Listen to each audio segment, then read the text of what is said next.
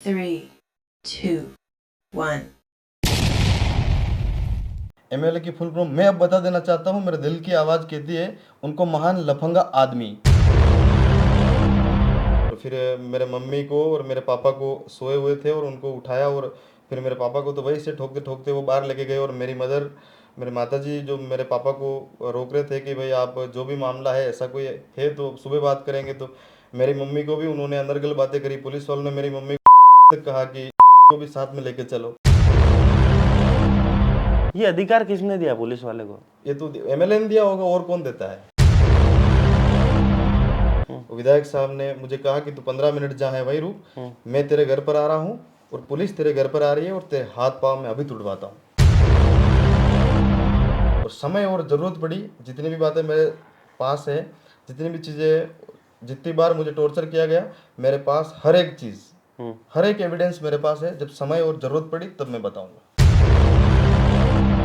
थरावत जैसी स्थिति तो ये है कि फिर उन्होंने मेरे घर पे आके गाड़ियाँ तोड़ी और मेरे पिताजी को वहाँ से खींच कर घसीट कर वो रोड तक ले गए।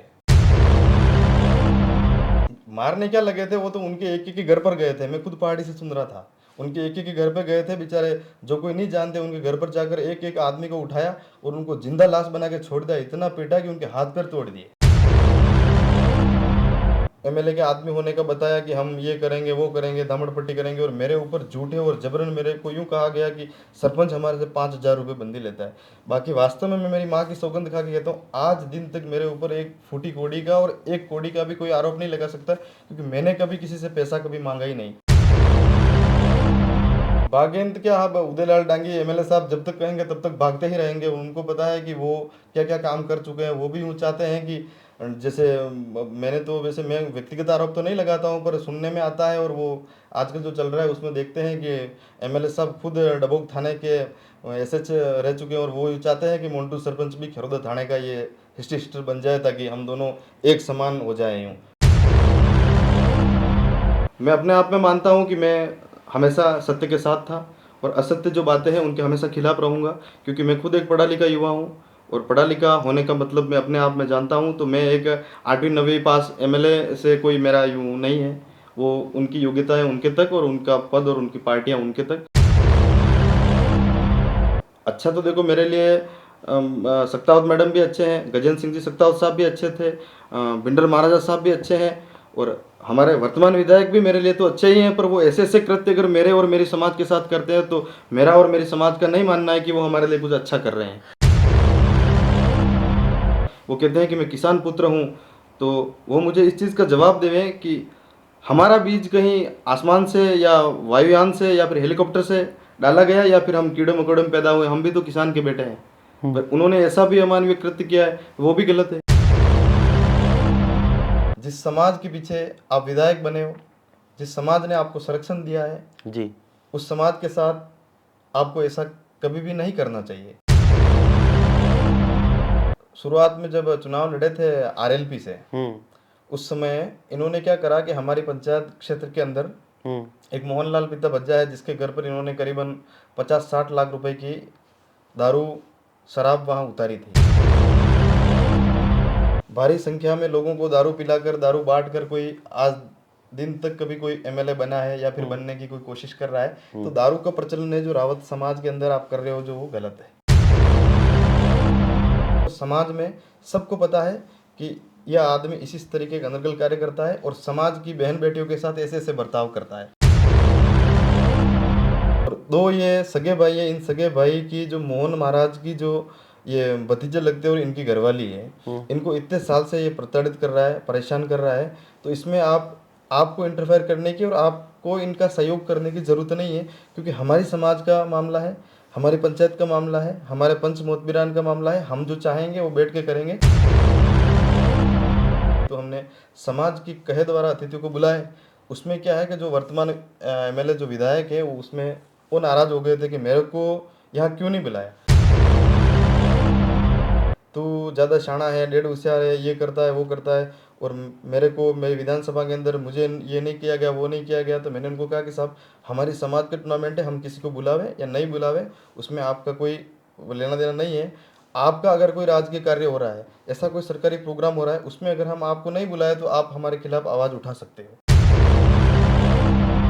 इस तरीके से अनर्गल तरीके से अगर किसी महिला के साथ इस तरीके का अगर कोई काम करता है, उसमें ना कि पुलिस को, उसके साथ साथ मैं मानता हूँ राजस्थान की सरकार से भी मांग करता हूँ कि जो वर्तमान विधायक है उनके खिलाफ भी कुछ कार्रवाइयाँ होनी चाहिए।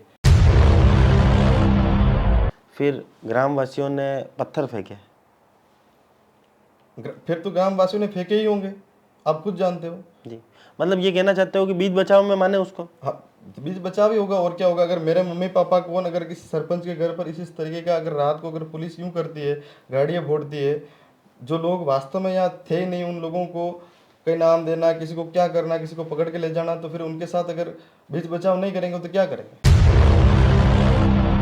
हमारे तो ये काम हम एमएलए साहब के आदमी हम कर रहे हैं, हम उनको बंदी दे रहे हैं, थाने में बंदी दे रहे हैं, वन विभाग में बंदी दे रहे हैं, उनको बंदी दे रहे हैं, और जब भी वो कोई करते हैं तो अपने आप को एमएलए का आदमी बताते हैं।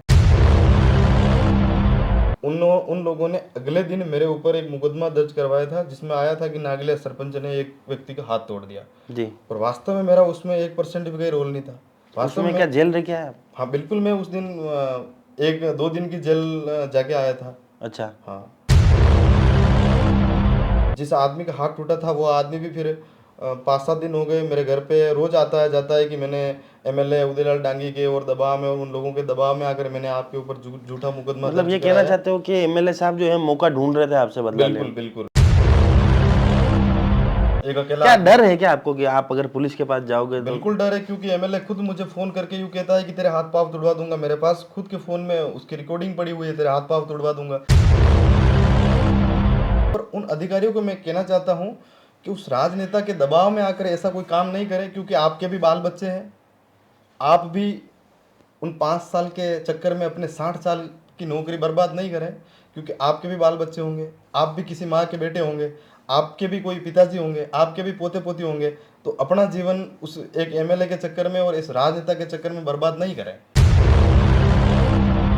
आज मैं कहना चाह रहा हूँ और राजस्थान की भजनलाल सरकार को मैं यूँ कहना चाह रहा हूँ और माननीय मुख्यमंत्री जी से मैं यूँ कहना चाह रहा हूँ कि अभी जो वर्तमान में एमएलए हैं उनको आप कुछ न कुछ एक ऐसा अवार्ड दीजिए जिस अवार्ड से वो संतुष्ट हो जाएं। आज वल्लभनगर विधानसभा की जो गरीब जनता है उन सब का अगर कोई रखवाला है और सबके दिल की अगर आवाज़ को कोई पहचानता है और हमारे हितों की अगर कोई रक्षा करता है तो उनको हम हमारा एमएलए मानते हैं। बाकी ठीक है, एमएलए बहुत सारे आए, बहुत सारे गए। एक अपने भिंडर का कुछ करके एक वार्ड मेंबर था, वो भी यूं कह रहा था कि हितेश जी वगैरह कुछ नाम था, मैं नहीं पहचानता उनको। वो भी कह रहे थे कि वो मोन्टू सरपंच जेल में जाके क्यों आया। उनको नहीं पता कि नागिला की वास्तविकता है क्या है, वास्तव में उस सरपंच के साथ क्या हुआ उनको भी नहीं पता। तो मैं कहना चाहता हूँ उनको भी मेरे चरित्र के ऊपर, मेरी पंचायत के ऊपर उनको भी बोलने का ये अधिकार नहीं है। नमस्कार, मैं मयूर अलवेला और आप देख रहे हैं उदयपुर न्यूज। अब तक जमाने के लिए जो थे फरार, टीवी पर पहली बार। हमें यह पता नहीं कि हम कहां हैं और कहां पर आकर ये इंटरव्यू ले रहे हैं। बहरहाल आपके लिए, सभी दर्शकों के लिए विशेष, ताकि सच्चाई से पर्दा यहां पर उठ सके। टीवी पर पहली बार हमारे साथ मनमोहन जी मीणा उर्फ मोन्टू, जो कि नांगलिया के सरपंच हैं। पूरा जो विवाद चल रहा है वल्लभनगर के अंदर, वल्लभनगर की राजनीति में जिस तरह से उथल फुथल मची हुई है, उसका एक मुख्य कारक जो माना जा रहा है वो मोन्टू जी को माना जा रहा है। मनमोहन जी, सबसे पहले तो आप बताएं पूरा विवाद क्या रहा?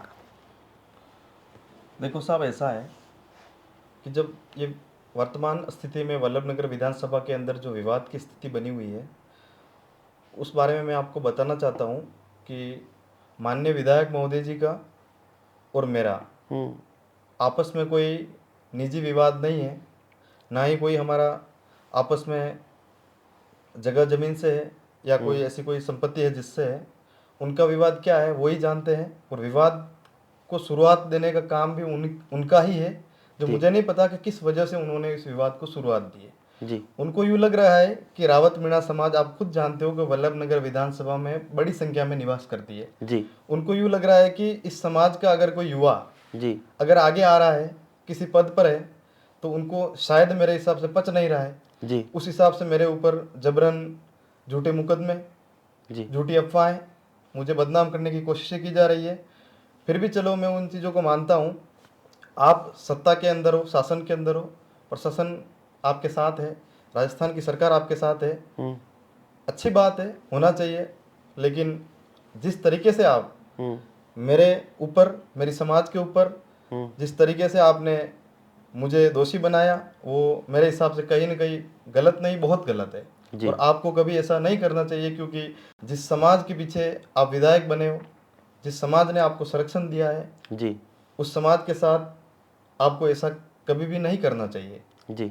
और आप अगर भविष्य में अगर इस रावत मीणा समाज के साथ अगर कुछ करते हो तो आप स्वयं की जिम्मेदारी है, आप स्वयं जानो और आपका काम जाने। जी। ये मोन्टू जी, अभी भी आप शायद प्रश्न पर गहराई पर नहीं जा पाए। पूरा विवाद जो था उसकी शुरुआत कहाँ से हुई? विवाद की शुरुआत मैं आपको बता देना चाहता हूँ कि हमारे गांव में एक मोहन लाल पिता बज्जा करके है, जी। जो उदयलाल डांगी माननीय विधायक साहब का खास कार्यकर्ता समझो आप या मानो। हम्म, उन्होंने क्या करा कि जब एमएलए उदयलाल जी डांगी शुरुआत में जब चुनाव लड़े थे आरएलपी से, हम्म, उस समय इन्होंने क्या करा कि हमारी पंचायत क्षेत्र के अंदर हम्म, एक मोहनलाल पिता बज्जा है, जिसके घर पर इन्होंने करीबन 50-60 लाख रुपए की दारू शराब वहाँ उतारी थी। अच्छा। हाँ, तो उस संबंध में क्या हुआ कि हमारे वहीं के कुछ लोग थे, जिन लोगों ने इधर उधर लोगों में सूचना दी। फिर वो सूचना मेरे तक मुझे मिली। फिर मैंने वापस लोगों को यूँ कहा कि भाई हमारे क्षेत्र में आज दिन तक बहुत सारे नेता आए, बहुत सारे नेता गए, विधायक भी आए और विधायक भी गए और बहुत सारे लोग नेता भी बने हैं, पर आज दिन तक ऐसा प्रचलन कभी नहीं चला कि कोई लोग इतनी भारी संख्या में लोगों को दारू पिलाकर, दारू बांट कर कोई आज दिन तक कभी कोई एमएलए बना है या फिर बनने की कोई कोशिश कर रहा है। तो दारू का प्रचलन है जो रावत समाज के अंदर आप कर रहे हो, जो वो गलत है जी। किसी भी समाज के अंदर नहीं करना चाहिए। जी। और उन्होंने विशेष तौर से हमारे समाज के अंदर और हमारे ही ग्राम पंचायत को एक अखाड़ा बनाकर हमारी ग्राम पंचायत के अंदर ही एक आदमी के घर पर वो दारू डाला, जो कतई गलत है।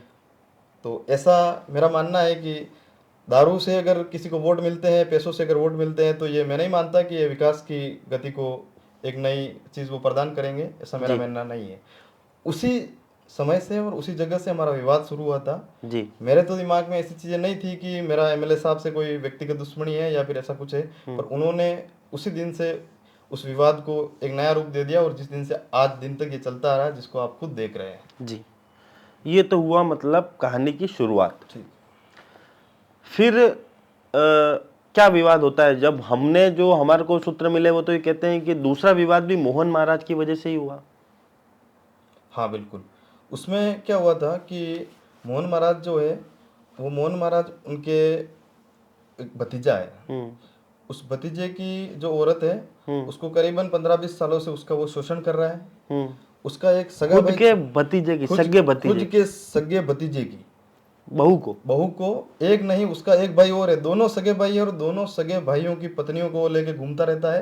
पूरे गांव में, समाज में सबको पता है कि यह आदमी इसी तरीके का अनर्गल कार्य करता है और समाज की बहन बेटियों के साथ ऐसे ऐसे बर्ताव करता है। ऐसा आदमी आपके विधायक का प्रॉम्प्ट कार्य करता है, आप बता रहे हो नांगलिया पंचायत में। बिल्कुल, मेरे हमारे जो विधायक साहब हैं, उन विधायक साहब का अपने आप को वो खास बताता है, पूरे गांव को और सब लोगों को वो डराता है कि मैं विधायक उदयलाल डांगी का खास आदमी हूँ। तो लोग सारे डरते हैं उनसे, क्योंकि आप खुद जानते हो कि एमएलए साहब वर्तमान में क्या क्या स्थितियां पैदा कर रहे हैं आम जन के अंदर।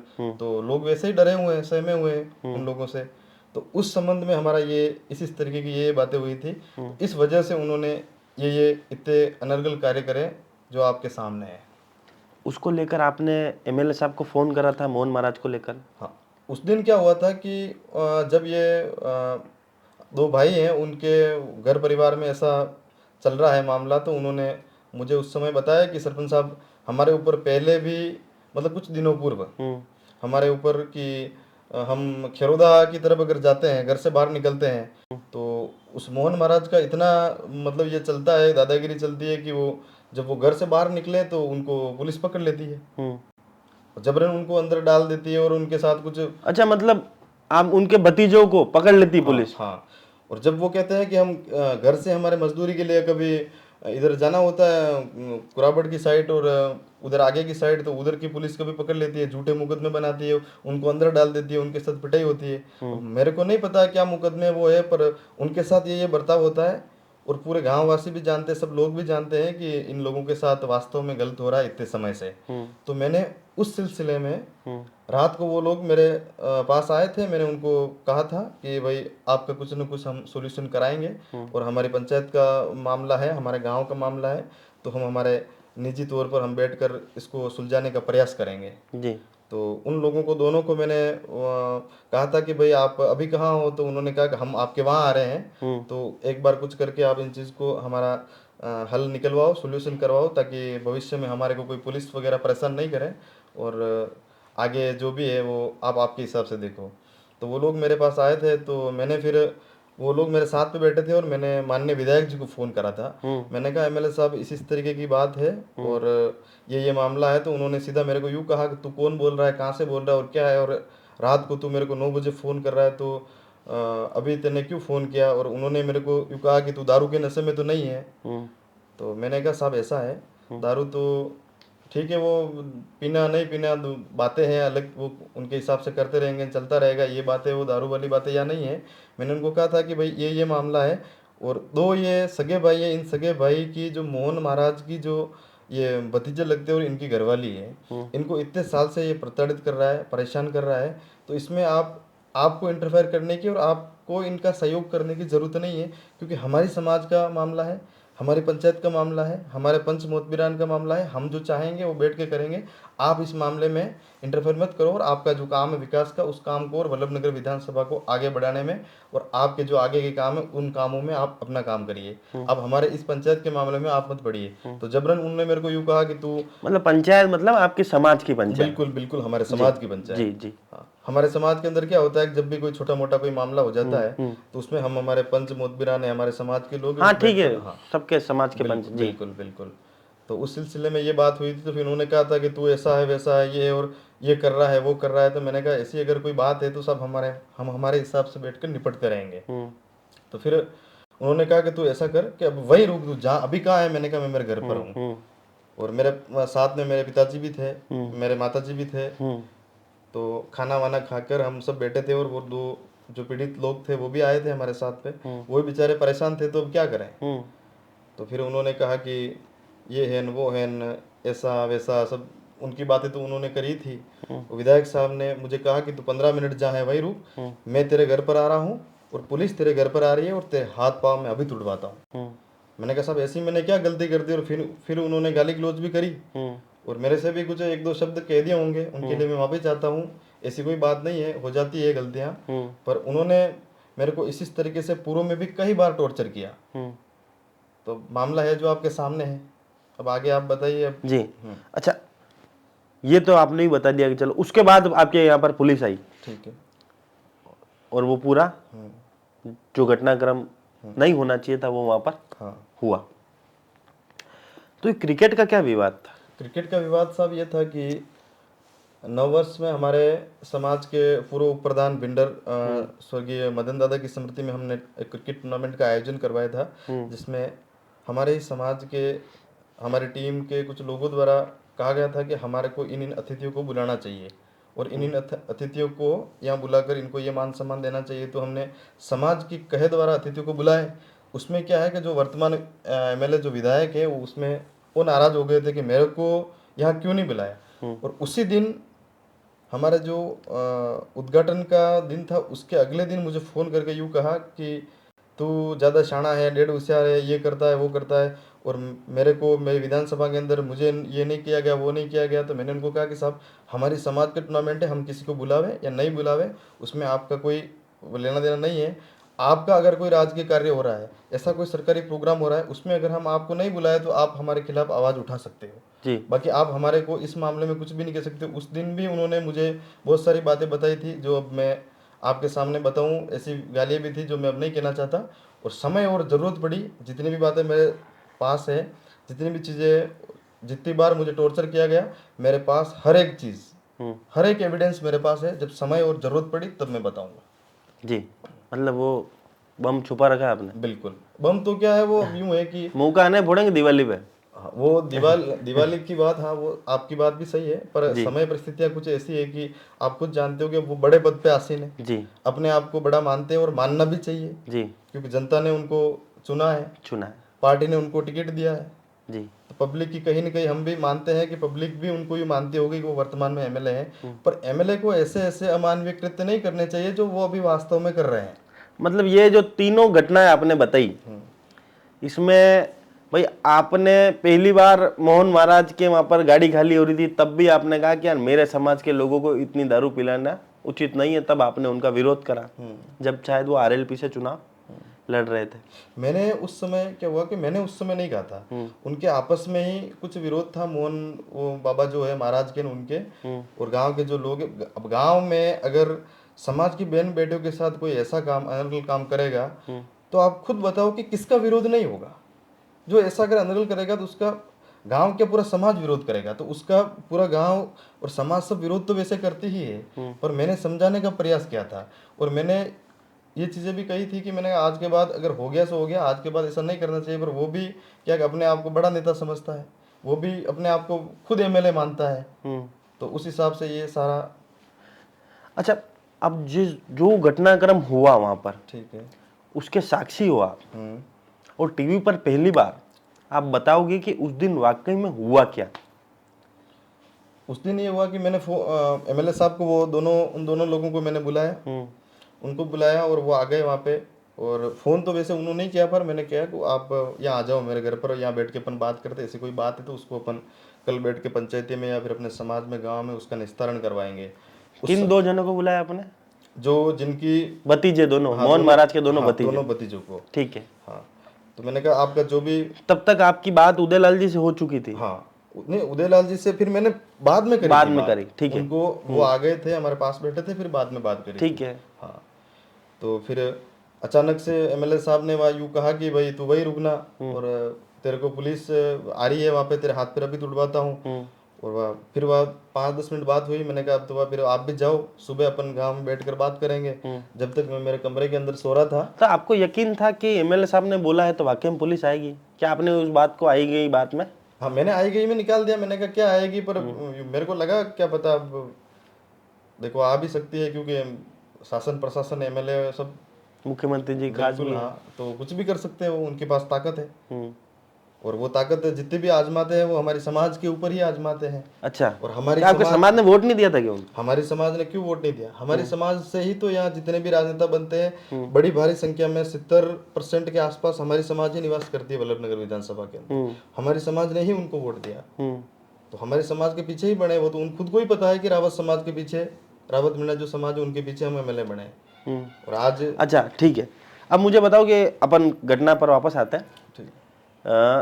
आप एमएलए साहब की बात को आई गई बात समझकर आप कमरे में जाकर सोने चले गए, फिर अचानक पुलिस आई और मेरे जो घर का जो मेन गेट था उसको डायरेक्ट गाड़ी से टक्कर मारी। गाड़ी से वो गेट वगैरह सब खुल गए, चेन वगैरह वहाँ से टूट गई, अंदर आई। और फिर वहाँ जो आसपास में वो लोग थे जो सुन के आए कि भाई अचानक क्या हो गया, फिर वो लोग भी आए और पुलिस कर्मी जो भी जितने भी आए थे उन्होंने वहाँ पर तोड़ फोड़ करी। मेरी 2 गाड़ियाँ पड़ी थी, एक स्कॉर्पियो और एक स्विफ्ट और एक स्कूटी और एक बाइक, सबको तोड़ फोड़ दिया। वहाँ पर जो पौधों के लिए गमले रखे हुए थे उन गमलों से गाड़ी को तोड़ दिया। अच्छा, पूरी गाड़ियों को ध्वस्त कर दिया। फिर मैंने जैसे ही बाहर आवाज़ सुनी और मैं मेरे पीछे की खिड़की से गेट से निकल कर भाग गया, तो फिर मेरे घर के 200 मीटर की दूर, 200-250 मीटर की दूर एक पहाड़ी है, उस पहाड़ी पर चढ़ गया था। मैं घबरा गया तो क्या करूँ, मैंने कहा आ गए, उन्होंने कहा है तो हमारे भी हाथ पांव तोड़ सकते हैं, क्योंकि उन्होंने पहले कहा कि तेरे हाथ पांव मैं तोड़वा दूंगा, और आ गए तो तोड़ेंगे ही, तो भागना ही भागना। 2 बातें कही थी कि पुलिस आ रही है और तेरे हाथ पांव तोड़ूंगा, और मैं भी साथ तो पुलिस आ गई तो वो तो बात सही होगी। तो तुमने कहा हाथ पांव तोड़ने वाली बात भी सच है, तो आप पहाड़ के ऊपर चले गए। बिल्कुल। अच्छा ठीक है, फिर आप पहाड़ से सारी चीजें देख रहे थे? बिल्कुल सारी चीजें मैं देख रहा था, मेरी गाड़ियाँ फूट रही थी, वह बहुत सारे लोग आ गए थे, इकट्ठे हो गए थे, और सब वो आप जानते हो फिर लड़े झगड़े में तो क्या होता है। फिर क्या हुआ, मतलब ये पथराव जैसी स्थिति कैसे डेवलप हुई? पथराव जैसी स्थिति तो ये है कि फिर उन्होंने मेरे घर पे आके गाड़ियाँ तोड़ी और मेरे पिताजी को वहाँ से खींच कर घसीट कर वो रोड तक ले गए। आपके पिताजी जो पूर्व सरपंच थे, हाँ, ग्राम पंचायत दावड़िया के, जो वर्तमान में नई ग्राम पंचायत बनी नागलिया, जिस पंचायत का मैं सरपंच हूँ वर्तमान में, तो मेरे पिताजी को वो घसीट कर बाहर ले गए। उससे पहले तो वो मेरे कमरे के अंदर आए थे, कमरा उन्होंने खटखटाया, जैसे ही मैं अंदर से निकल गया, फिर बता रहे थे कि मेरी पत्नी के साथ उन्होंने कपड़े वगैरह खींचे और मेरे बेडरूम तक आ गए वो। मैं तो पीछे से निकल गया था। तो फिर मेरे मम्मी को और मेरे पापा को सोए हुए थे और उनको उठाया, और फिर मेरे पापा को तो वहीं से ठोकते ठोकते वो बाहर लेके गए। और मेरे माता जी जो मेरे पापा को रोक रहे थे कि भाई आप जो भी मामला है, ऐसा कोई है तो सुबह बात करेंगे। तो मेरी मम्मी को भी उन्होंने अनर्गल बातें करी। पुलिस वालों ने मेरी मम्मी को तक कहा कि इस को भी साथ में लेके चलो। और ये अधिकार किसने दिया पुलिस वाले को? ये तो एमएलए ने दिया होगा, और कौन देता है?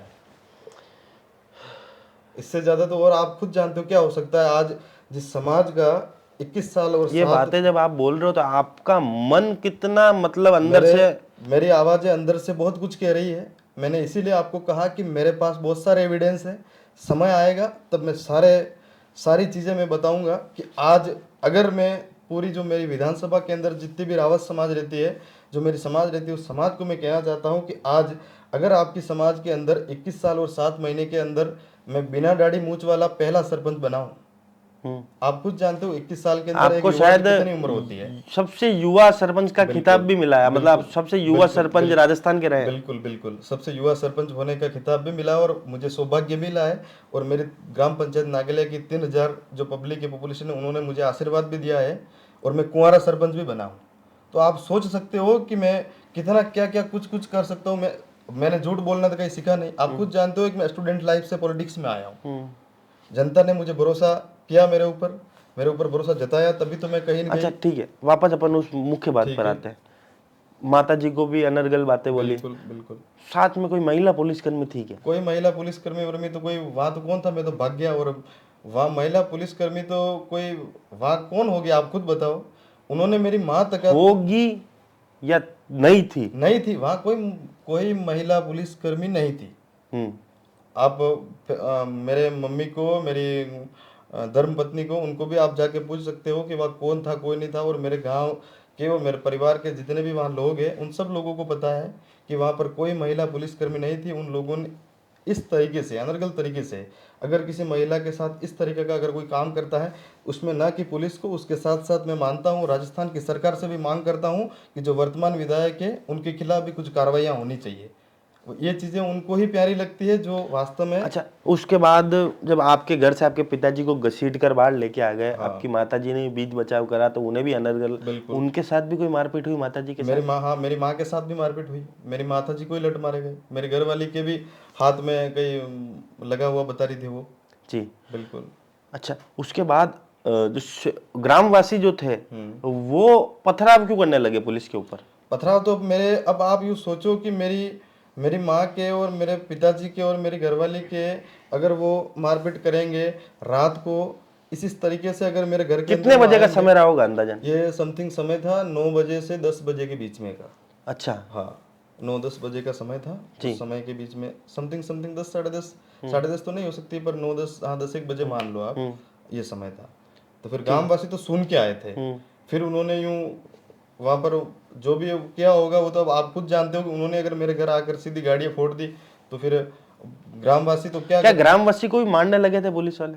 मारने क्या लगे थे, वो तो उनके एक के घर पर गए थे। मैं खुद पहाड़ी से सुन रहा था। उनके एक के घर पे गए थे बेचारे, जो कोई नहीं जानते, उनके घर पर जाकर एक आदमी को उठाया और उनको जिंदा लाश बना के छोड़ दिया। इतना पीटा कि उनके हाथ पैर तोड़ दिए।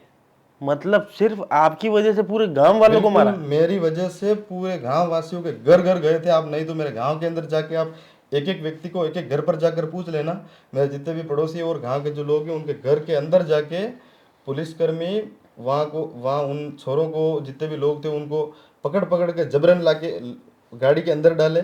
और फिर उनके घर वाले भी यूँ मना कर रहे थे कि हमारे बच्चे का क्या दोष है। तो उन्होंने कहा कि दोष तो हम अब आपको बताएंगे कि तुम्हारे गाँव वासियों ने क्या। और झूठे मतलब गलत आरोप सब लोगों पर वो लगा रहे थे और जबरन लोगों को खींच तोड़ कर उनको मारने की कोशिश करी और उनको पकड़ा गया।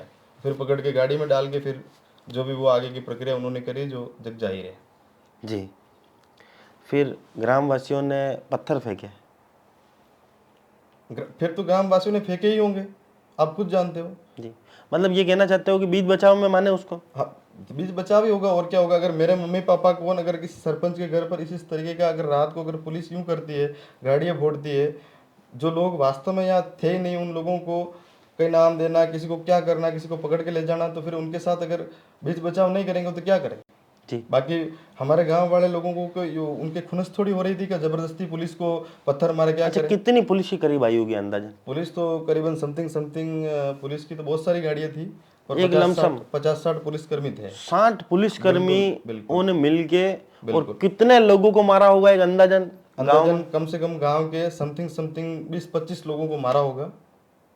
और आपके जैसे अभी फरार चलने वाले कितने युवक हैं?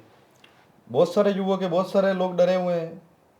कितने, एक लमसम आइडिया? समथिंग हो गए, अभी 20-25 लोग फरार चल रहे हैं। और हमने तो ये तक सुना कि आपके गांव में मवेशियों को पानी पिलाने वाला कोई नर नहीं बचा है। बिल्कुल नहीं बचा। कौन पिलाए, सब डरते हैं पुलिस से। ऐसे में अगर मवेशियों की मौत हो जाए तो जिम्मेदार है एमएलए। तो एमएलए इतना आपका आक्रामक है क्या? इतना तानाशाह है क्या आपका एमएलए बिल्कुल कि एक तानाशाह, क्रिकेट वो तो प्रतियोगिता में नहीं बुलाते हैं, या एक कोई अगर समाज की बहन बेटी के साथ कोई अन्याय कर रहा है उस आदमी के साथ खड़े रहने, उस आदमी के साथ ना खड़े रहने के लिए बोलते हैं, तो वो इतने आक्रामक हो जाते हैं क्या? बिल्कुल वो आक्रामक है नहीं है, जो तो आप सबको पता ही है कि वो क्या क्या कर रहे हैं, नहीं कर रहे हैं। और जो लोगों को लग रहा है और हमें भी लग रहा है, तो हम आपके माध्यम से बताना चाह रहे हैं कि ये काम वो कर रहे हैं। जी। अच्छा, जब हमने बहुत सारे लोगों से बात करी तो सबने कहा कि यार लेटर में कोई तो सच्चाई होगी। कुछ लोगों ने कहा कि यार ये विधायक को बदनाम करने की साजिश भी है। मैं आपको बता देना चाहता हूँ कि विधायक को बदनाम करने की साजिश जो लोग कह रहे हैं, उनको नहीं पता कि ग्राम पंचायत नागलिया के सरपंच के साथ क्या हुआ, सरपंच के परिवार वालों के साथ क्या हुआ और ग्राम पंचायत नागलिया वासियों के साथ क्या हुआ। उनको तो अच्छे ही लगेंगे। वाकई समय, स्थिति और कंडीशन से वो वाकिफ थोड़ी है, वो समय पे थोड़ी थे। उनको तो बस एक पार्टी पॉलिटिक्स के नाम पर कि हम पक्ष के हैं, विपक्ष के हैं और आरोप प्रत्यारोप का दौर है, उस हिसाब से वो उनकी बातें करते हैं। बाकी वास्तविकताएं कुछ है जो आपके सामने है। जी। और ठीक है, उन लोगों का काम है कि एमएलए को बदनाम करने की कोशिश कर रहे हैं, तो उनकी माने भले। बाकी वास्तविकताएं हैं जो आपके सामने है और आप जो भी छानबीन करना चाहो वो कर सकते हो। पूर्व में आपके ऊपर किस तरह का केस दर्ज हुआ था? पूर्व में क्या हुआ था, मैं आपको बता देना चाहता हूँ कि पूर्व में ये रात को लकड़ियाँ काट काट कर, गीली लकड़ियाँ काट काट कर मेरी पंचायत से, धावड़िया ग्राम पंचायत से और हमारे एरिया से गीली लकड़ियाँ काट कर लेके जाते हैं। धावड़िया ग्राम पंचायत जो अब नांगलिया हो चुकी अब है, नागलिया हो चुकी है। कि धावड़िया के समय की बात बता रहे हैं आप? ना, धावड़िया और नागलिया पंचायतें दो है। अच्छा, पर वो एरिया जो एक ही है और अभी उसको जो बना नई पंचायत में। ठीक है, 2019-20 के समय में नई पंचायत बनी है। ठीक है। तो उस एरिया से क्या है, उसमें फॉरेस्ट भी लगता है और हमारी ग्राम पंचायत की सरकारी जमीन भी है। तो वहाँ से वो लोग लकड़ी वगैरह काट के ले जाते हैं, तो ग्रामवासी उनका रोज विरोध करते हैं। वो ग्रामवासियों से मानते नहीं है। हमारे तो ये काम, हम एमएलए साहब के आदमी हम कर रहे हैं, हम उनको बंदी दे रहे हैं, थाने में बंदी दे रहे हैं, वन विभाग में बंदी दे रहे हैं, उनको बंदी दे रहे हैं। और जब भी वो कोई करते हैं तो अपने आप को एमएलए का आदमी बताते हैं। तो फिर मैंने उनको एक दिन यूँ कहा था कि भैया आज के बाद ऐसा मत करो। आप खुद जानते हो कि आज ओजोन परत में कितना छेद हो गया और आने वाले समय पे गर्मी कितनी बढ़ जाएगी। किसको कहा ये आपने? मैंने उन लोगों को ही कहा था जो गाड़ी वाले थे। मैंने कहा आप में अगर जरा सी भी समझदारी हो तो आप खुद उस चीज को मानो कि आज साइंस क्या कहती है। एक तरफ तो राजस्थान की सरकार यूँ कह रही है कि एक पेड़ माँ के नाम पे लगाओ। ग्राम पंचायत के अंदर आज मैं सरपंच, तो वहाँ सरकार हमें यूँ कह रही है कि एक आप पौधे लगाओ, उनके संरक्षण करो। उनके संरक्षण के लिए हमारे को ग्राम पंचायत पर पावर दे रखे हैं कि इनके संरक्षण के लिए इनको पानी पिलाओ, इनके लिए आदमी लगाओ, इनके लिए व्यवस्थाएं करो ताकि पर्यावरण सुरक्षित रहे, बचा रहे। तो मैंने वो चीज़ें बताई थी कि आज के बाद आप जो कर दिया सो कर दिया, आज के बाद मत करना। उन लोगों ने कहा कि नहीं हम ये हैं, हम वो हैं, हमारे साथ दादागिरी करी। तो एक दिन क्या हुआ कि मैंने समझाया तो भी वो नहीं समझे। उन्होंने एमएलए के आदमी होने का बताया कि हम ये करेंगे, वो करेंगे, दामड़पट्टी करेंगे। और मेरे ऊपर झूठे और जबरन मेरे को यूँ कहा गया कि सरपंच हमारे से 5,000 रुपये बंदी लेता है। बाकी वास्तव में मैं मेरी माँ की सौगंध खा के कहता हूँ, आज दिन तक मेरे ऊपर एक फूटी कौड़ी का और एक कौड़ी का भी कोई आरोप नहीं लगा सकता, क्योंकि मैंने कभी किसी से पैसा कभी मांगा ही नहीं। अगर आपको यकीन भी नहीं हो तो मेरी पंचायत के अंदर जाके आप प्रत्येक व्यक्ति को पूछ सकते हो कि मोन्टू सरपंच ने कभी किसी को कुछ कहा क्या पैसों के लिए। फिर एक दिन क्या हुआ कि वो गाड़ी आई। गाड़ी जैसे ही आई, मेरे नागलिया मेन चौराहे पर ही मेरा मकान है और मेन चौराहे आम रास्ते पर जहाँ डीपी लगी हुई है और ये अपने विद्युत कनेक्शन के जो पोल लगे हुए हैं वहाँ पर सेफ्टी तार लगे हुए हैं नीचे। दो गाड़ियाँ जैसे ही वहाँ आई उस तार के अंदर घुस गई, तार तोड़ दिए, खंभे घूम गए, बिजली के तार थे वो ही टूट गए, 3 दिन तक हमारे गांव में लाइटें बंद रही। अच्छा। फिर 2 घंटे तक गाड़ियाँ वहाँ जाम रही। मुझे फिर गांव से हमारे ही कुछ लोगों का फ़ोन आता है कि सरपंच साहब ये गाड़ियाँ लकड़ी की, गीली लकड़ी की गाड़ियाँ आई है, तो इनका कैसे क्या किया जाए। तो मैंने कहा अब आइए, तो अब आप गाँव वासी हो, मैं अकेला सरपंच क्या करूँ। उन सब लोगों ने वहाँ रोक दिया, तार फंस गए थे अंदर वो। फिर जैसे तैसे कर कर उस दिन भी उन लोगों ने गाँव वासियों को डराया धमकाया, एमएलए का आदमी होना बताया, और हम ये कर देंगे वो कर देंगे, और तुम आज के बाद हमारे ऊपर ये करोगे तो तुम्हारे को पुलिस में ये करवा देंगे वो करवा देंगे, सब कुछ इतनी बातें कर करा कर न फिर वो जैसे तैसे कर कर जब उस दिन वहाँ से वो भाग गए। रात को जो आए थे वो उस दिन भाग गए। उसके जस्ट अगले दिन पीछे पिछले दिन मतलब आने वाले दिन फिर मैं वहाँ से मेरे घर से किसी निजी काम से मैं रात को एक हॉस्पिटल का कोई काम था, मेरे ही कोई पड़ोसी थे, उनके कोई रात को अचानक कोई समस्या हो गई थी, उनको विंटर लेके जा रहा था मैं। तो उस दिन फिर रात को वही लोग, पता नहीं मेरा लोकेशन किसने दिया कि रात को 8:30 बजे सरपंच यहाँ से निकला है। फिर मैं वहाँ से वहाँ गया तो उन लोगों ने मेरा लोकेशन देख रखा था, पता नहीं उनको किसी ने कहा होगा।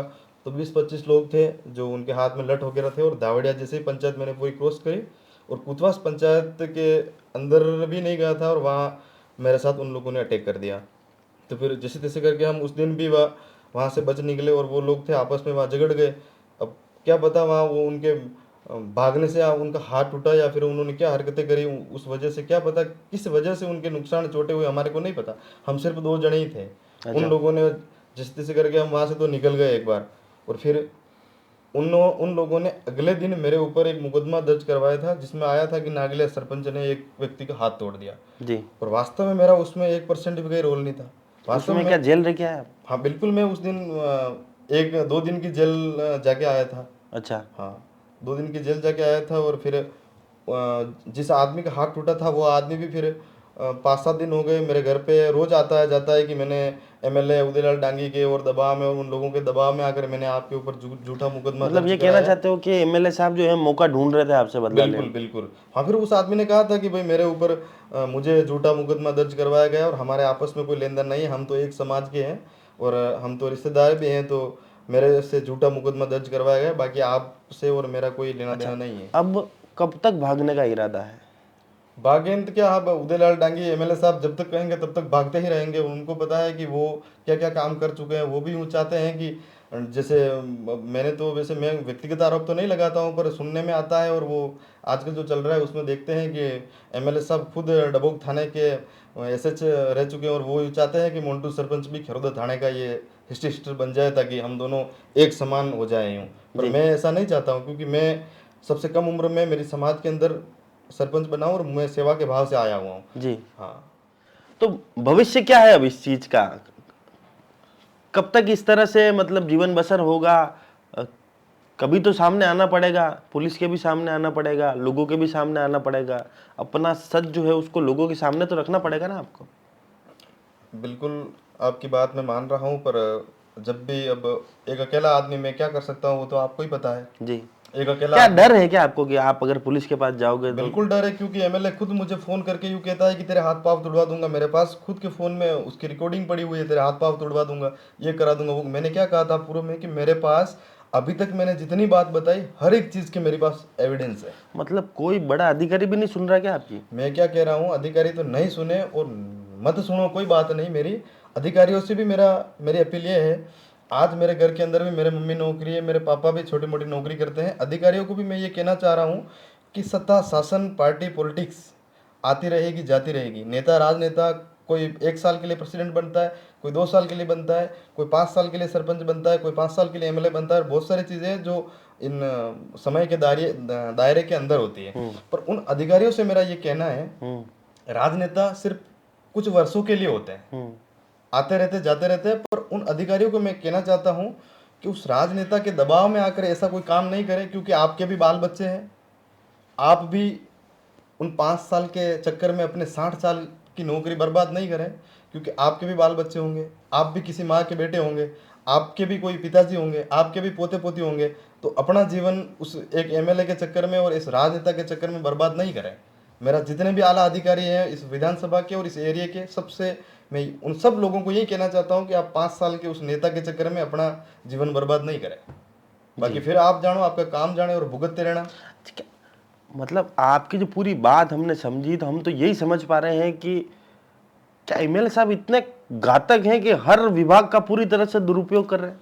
मैं क्या कहना चाह रहा हूँ, एमएलए साहब इतने घातक है, सबको पता है। और आज मैं बताना चाहता हूँ कि जो एमएलए की जो फुल फॉर्म होती है, जो आप खुद भी जानते हो, वल्लभनगर विधानसभा के जो बुद्धिजीवी लोग हैं वो भी जानते हैं, और मैं तो अपने आप में एक पढ़ा लिखा आदमी, पॉलिटिकल साइंस में एमए कर रखी, मैं तो जानता ही हूँ। आज मैं कहना चाह रहा हूँ, और राजस्थान की भजनलाल सरकार को मैं यूँ कहना चाह रहा हूँ, और माननीय मुख्यमंत्री जी से मैं यूँ कहना चाह रहा हूँ कि अभी जो वर्तमान में एमएलए हैं उनको आप कुछ न कुछ एक ऐसा अवार्ड दीजिए जिस अवार्ड से वो संतुष्ट हो जाएं। आज एमएलए का मतलब ये नहीं होता है कि आज जो मेरे साथ गतिविधियाँ हो रही है, मेरी विधानसभा के अंदर, आज मेरे समाज के साथ, मेरे साथ ऐसी ऐसी गतिविधि हो रही है, ऐसी गतिविधि कभी भी नहीं होनी चाहिए। और इस वल्लभनगर विधानसभा के जो वर्तमान एमएलए हैं उनको तो मैं कह रहा हूँ, एमएलए की फुल फॉर्म मैं अब बता देना चाहता हूँ, मेरे दिल की आवाज़ कहती है उनको महान लफंगा आदमी। इस चीज़ से उनको ये कह दिया जाए और उनको बता दिया जाए, और वल्लभनगर विधानसभा के सभी जनता और जितने भी लोग हैं उन सबकी आवाज़ ये है कि जो वर्तमान में जो हमारे सीएम हैं उनसे कि आप इन हमारे 200 आपके विधायकों में से पहले विधायक चुनकर इनको ये अवार्ड दे दिया जाए, ताकि ये एक बार संतुष्ट हो वापस बता जाएंगे। दो एमएलए की फुल फॉर्म। बता दिया मैंने, एक बार महान लफंगा एमएलए। महान लफंगा बिल्कुल आदमी। हाँ, महान लफंगा आदमी जी। ये। अच्छा, मुझे एक बात बताओ कि आप जनता सेना से ताल्लुक रखते थे, और फिर जनता सेना का विलय होता है बीजेपी के अंदर, और तमाम जो जनता सैनिक थे वो अब बीजेपी के कार्यकर्ता बन चुके थे, तो नेता तो उदयलाल जी आपके भी थे ना। देखो साहब, तो क्या एक सरपंच और विधायक के बीच का ताल्लुक इस तरह का होता है क्या? देखो साहब, ऐसा है, हमारी कोई, मैंने पूर्व में बताया, हमारी कोई निजी व्यक्तिगत कोई दुश्मनी नहीं है। हम जनता सेना से थे, बीजेपी से थे, अच्छी बात है, होना भी चाहिए।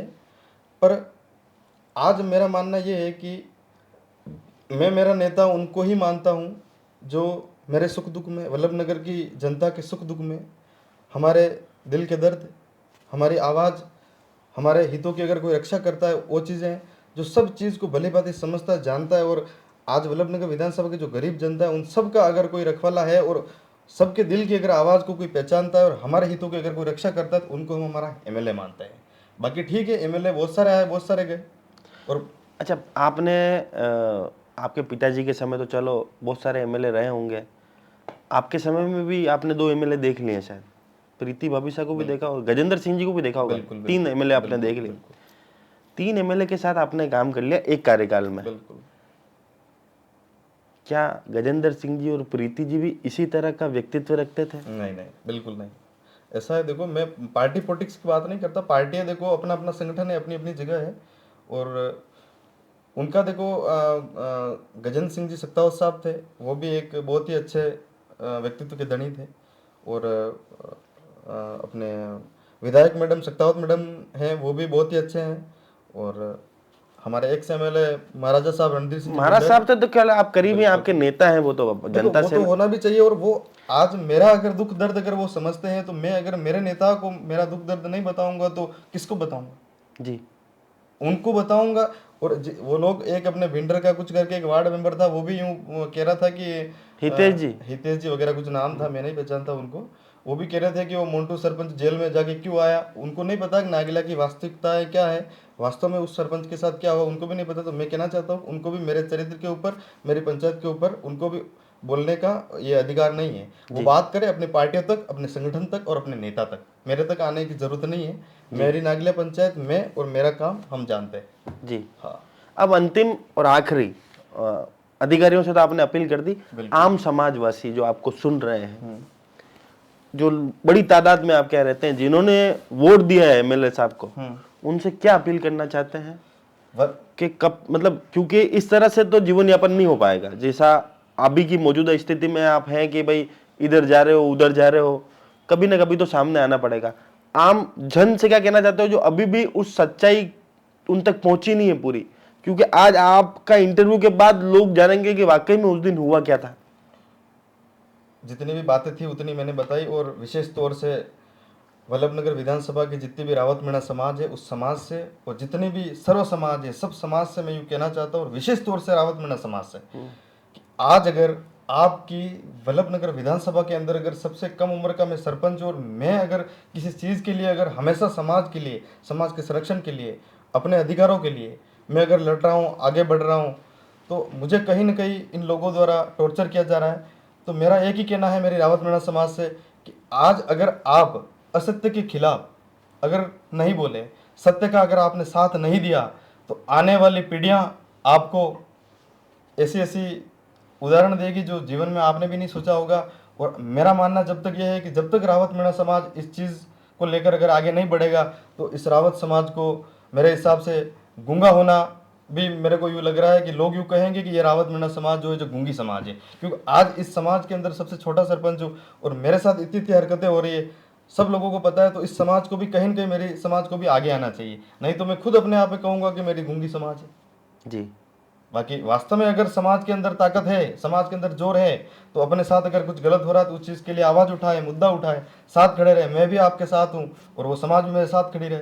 बाकी जितने भी जनप्रतिनिधि है वो सब हमारे साथ में। पार्टी पॉलिटिक्स राजनेता जैसी कोई बात नहीं है। वास्तव में अगर आदमी का दर्द है और आदमी के साथ कुछ गलत हो रहा है तो उसके साथ सर्व समाज भी खड़ी है, नेता भी खड़े हैं, और जितने भी आप लोगों ने बताया वो सब लोग हमारे साथ खड़े हैं। एक सवाल और आपसे पूछना रह गया हमारा कि अतिक्रमण को लेकर भी कोई विवाद हुआ आपका एमएलए साहब से? बिल्कुल बिल्कुल बिल्कुल मयूर जी, एक वो भी हुआ था। उसमें क्या हुआ कि जब मैं आपको प्रथम एक बात बताना चाहता हूँ कि हमारे ग्राम पंचायत क्षेत्र और हमारे आसपास क्षेत्र में जो अधिकांश ज़्यादा संख्या में हमारी रावत मीणा समाज निवास करती है, वहाँ हजारों बीघा जमीन पड़ी हुई है। उस जमीन पर हमारे लोग वहाँ पर उनके घर बना के रहते हैं, वहाँ खेती बाड़ी करते हैं, उनकी आजीविका वहीं से चलती है और उनके बच्चों को भी वही पढ़ाते हैं। उसी तरह मेरे पिताजी के एक भाई और हैं, उन्होंने और मेरे पिताजी के एक भाई और हैं, और उन सब लोगों ने मिलकर वहाँ पर 50-60 हज़ार रुपए की कुछ चदरें वगैरह डलवाई थी। अच्छा। हाँ, और वहाँ पर वो खेती बाड़ी वगैरह भी करते हैं, हम लोग भी करते हैं। तो उनको भी उन लोगों ने विभाग से नोटिस चस्पा करवा कर बाहर चिपका दिया था और वो भी तुड़वा दिए थे।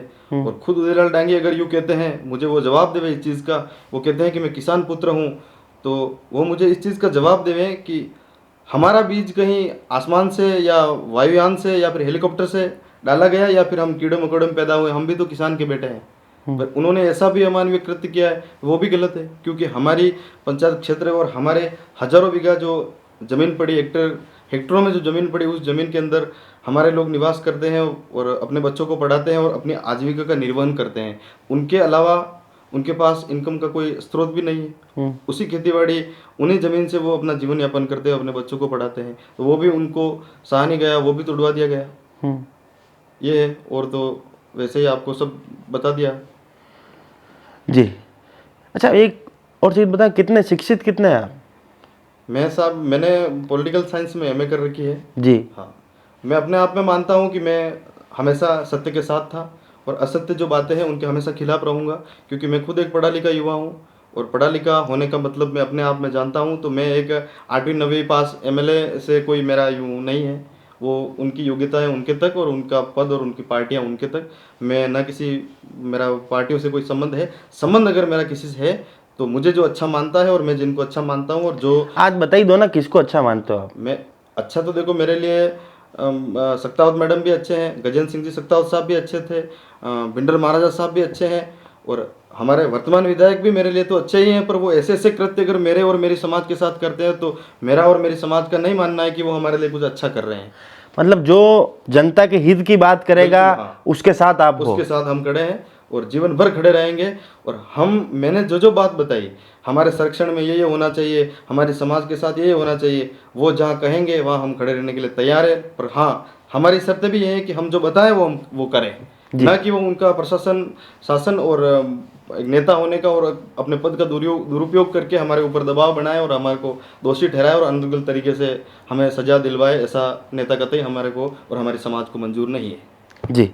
और मैं आपको बता देना चाहता हूँ कि इसके साथ साथ कि नागलिया ही नहीं, हमारे क्षेत्र के ऐसे गांव के गांव हैं जो इस वर्तमान विधायक से परेशान हैं और जो अनर्गल तरीके से लोगों को दोषी ठहराते हैं और ऐसे ऐसे कृत्य करते हैं जिनसे पूरी समाज परेशान है। उन लोगों में भी काफ़ी भारी रोष है। आने वाले समय पर शायद अगर कुछ हुआ तो नज़ारा देखने लायक होगा, जिसके जिम्मेदार अगर अपने आप को मानते हैं तो एमएलए खुद होंगे। और विशेष तौर से पूरे मसले पर जो भी हुआ, जो एमएलए चाहते हैं कि अच्छा हुआ और मानते हैं कि अच्छा हुआ और मानते रहें, हम भी उस चीज़ को मान रहे हैं कि आपको जो अच्छा लगे वो करो। और विशेष तौर से इस पूरे मसले पर मैं कहना चाह रहा हूँ कि हमारे समाज के संरक्षक और महासभा के पूर्व अध्यक्ष बाबू सिंह जी बोहड़ साहब ने जो बातें बताई वो बिल्कुल सत्य बातें बताई, और वो हमेशा हम उनसे आशाएं और अपेक्षाएं रखते हैं। उनको बहुत बहुत धन्यवाद देते हैं कि कदम कदम पर आप समाज के साथ खड़े थे और साथ खड़े रहोगे, और भविष्य में ये रावत समाज हमेशा आपके साथ खड़ी रहेगी। ऐसी आशाएं और अपेक्षाएं हम समाज से रखते हैं, और बाबूलाल जी बोहड़ साहब को बहुत बहुत धन्यवाद देते हैं कि आप कदम कदम पर समाज के साथ खड़े थे और समाज की प्रत्येक गतिविधि में आप मिलकर समाज के संरक्षण के लिए हमेशा तत्पर और तैयार रहे। तो आपने सुना क्या कुछ कहा मनमोहन जी ने। उन्होंने स्पष्ट तौर पर यहाँ पर कहा कि नांगलिया तो मात्र एक उदाहरण है, ऐसे बहुत से गांव हैं जो इनसे एमएलए साहब से प्रताड़ित हैं, उससे पर्दा उठना भी बाकी है। भविष्य का मंजर क्या होगा ये खुद एमएलए साहब जानते हैं। और साथ ही में इन्होंने स्पष्ट कहा कि बाबूलाल जी का भी बहुत बहुत धन्यवाद जो समाज हित के लिए वो आगे आए। और साथ ही में इन्होंने कहा कि हर एक उस नेता के साथ हैं, किसी पार्टी से ताल्लुक नहीं, हर एक उस नेता के साथ हैं जो जनता के हित की बात करता है। उसमें चाहे कांग्रेस हो या बीजेपी हो, कोई भी पार्टी हो, जो जनता हित की बात करेगी उसके साथ रहने की बात यहाँ पर करी है। और साथ ही में पूरा मंजर बताया कि किस तरह से नांगलिया के अंदर उस रात क्या कुछ हुआ था। 9 से 10 बजे की घटना इन्होंने बताई, और उस 9 से 10 बजे की घटना में क्या कुछ हुआ, लोगों को किस तरह से घर में घुसकर वहां पर मारा गया। 50-60 पुलिसकर्मी होने का दावा इन्होंने किया है। और साथ ही में बताया कि किस तरह से महिलाओं के साथ अभद्र भाषा का प्रयोग किया गया, अभद्र तरीके से महिलाओं के साथ पेश आए। वाकई में बड़े शर्मनाक विषय है कि हमारे देश किस ओर आगे बढ़ रहा है, हम किस संस्कृति से हैं, किस संस्कृति में हम हैं, और कैसे हम लोग जीने पर विवश हो रहे हैं। अगर ये किसी एक व्यक्ति के रसूख के कारण हो रहा है तो उस व्यक्ति के रसूख को रोकने की यहां पर जरूरत है। मैं आज चैनल के माध्यम से तमाम बीजेपी के बड़े नेताओं से, मुख्यमंत्री जी से आह्वान करना चाहता हूं कि नांगलिया वाले मैटर पर तुरंत संज्ञान लेवे, नहीं तो भविष्य का मंजर कुछ और होगा। आज जिस तरह से 25-30 युवा जो है वो घर घर दर दर भटकने पर मजबूर हैं वो अपना घर छोड़कर विगत कई दिनों से जंगलों में रह रहे हैं। हमें भी पट्टी बांधकर यहाँ पर लाया गया, अपनी बात इन्होंने रखने के लिए हमको भी पट्टी बांधकर यहाँ पर लाया गया है। हमें भी नहीं मालूम कि हम है किस जगह पर। आप तक सच्चाई पहुंचाना हमारा काम था। जिम्मेदारों से यही अपेक्षा रखेंगे आप भी अपनी जिम्मेदारी को एहसास करें और तुरंत इस मैटर पर संज्ञान लें। जो भी दोषी हो, अगर ये पक्ष दोषी है तो इन्हें सजा दें, और अगर एमएलए साहब दोषी हैं तो उन्हें भी बराबर सजा मिलनी चाहिए। आप भी सावधान रहें, सतर्क रहें। जय हिंद, जय भारत, जय मेवाड़।